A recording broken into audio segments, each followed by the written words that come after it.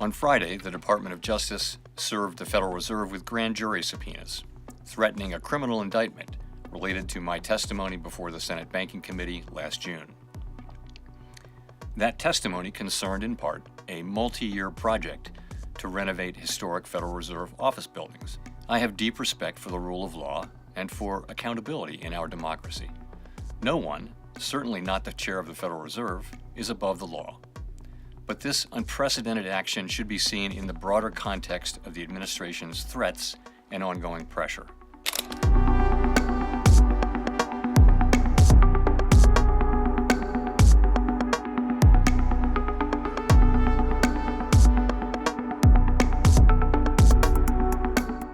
The Trump administration has dramatically escalated its pressure campaign against the Federal Reserve and its chair, Jerome Powell. U.S. prosecutors have opened a criminal probe into Fed Chair Jerome Powell, sending shockwaves through financial markets. The investigation centers on Powell's testimony about a major renovation of the Federal Reserve's headquarters. Powell has called the probe a political pretext aimed at forcing the Fed to cut interest rates. On Friday, the Department of Justice served the Federal Reserve with grand jury subpoenas, threatening a criminal indictment related to my testimony before the Senate Banking Committee last June. That testimony concerned in part a multi-year project to renovate historic Federal Reserve office buildings. I have deep respect for the rule of law and for accountability in our democracy. No one, certainly not the chair of the Federal Reserve, is above the law. But this unprecedented action should be seen in the broader context of the administration's threats and ongoing pressure. This new threat is not about my testimony last June or about the renovation of the Federal Reserve buildings. It is not about Congress's oversight role. The Fed, through testimony and other public disclosures, made every effort to keep Congress informed about the renovation project. Those are pretexts. The threat of criminal charges is a consequence of the Federal Reserve setting interest rates based on our best assessment of what will serve the public, rather than following the preferences of the president. This is about whether the Fed will be able to continue to set interest rates based on evidence and economic conditions, or whether instead monetary policy will be directed by political pressure or intimidation.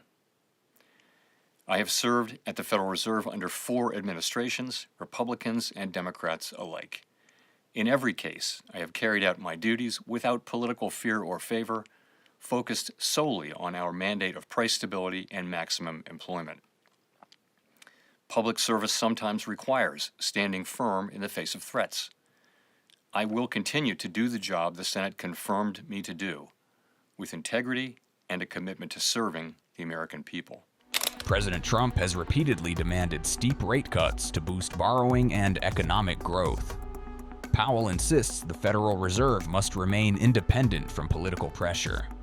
Remember, the Federal Reserve plays a critical role in controlling inflation and guiding the U.S. economy.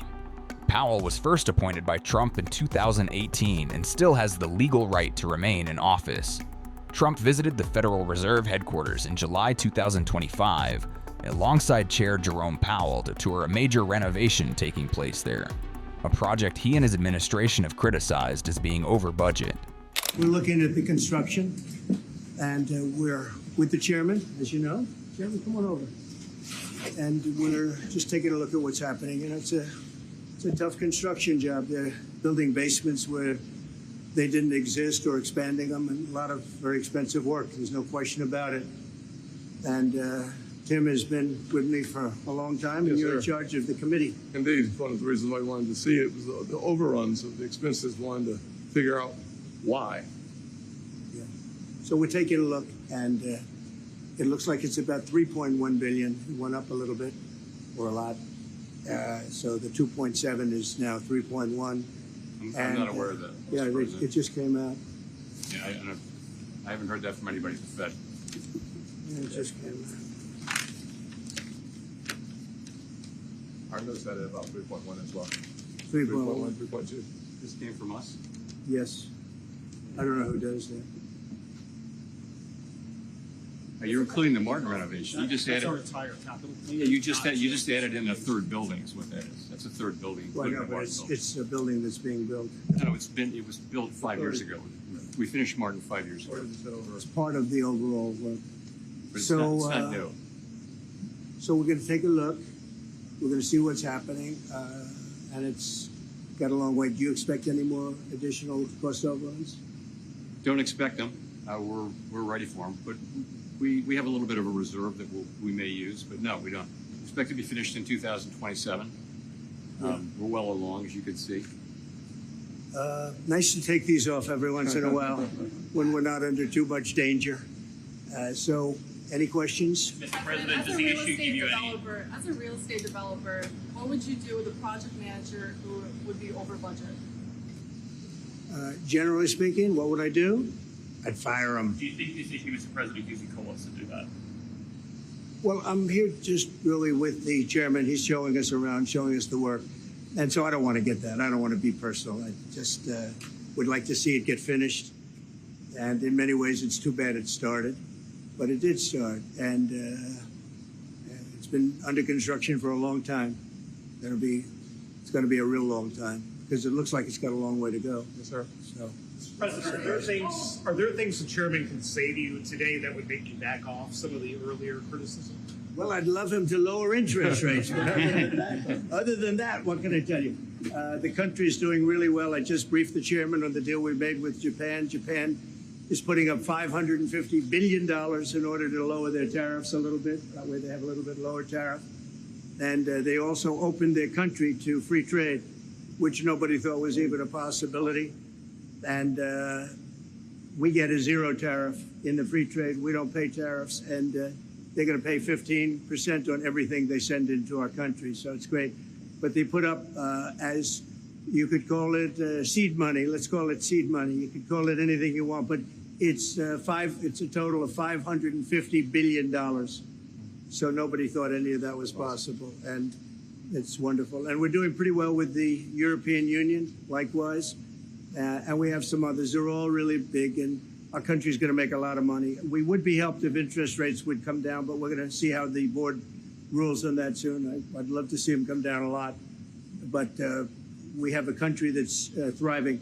We had a dead country 1 year ago. Today we have the hottest country anywhere in the world. And we'll get this one finished. I think he's done a bad job, but he's going to be out pretty soon anyway. In eight months he'll be out. But I call him too late. He's too late all the time. He should have lowered interest rates many times. Europe lowered their rate 10 times. We lowered ours none. And it's causing a problem for people that want to buy a home. Look, our economy is so strong now, we're blowing through everything. We're setting records. You know that, you see that. And whether it's the Philippines or anyone else, we're setting records at levels that nobody's ever seen before. But you know what? People aren't able to buy a house because this guy is a numbskull. He keeps the rates too high and probably doing it for political reasons. The only time I remember him cutting rates, I mean, he cut the rates just before the election to try and help Kamala or whoever he was trying to help. He probably didn't know.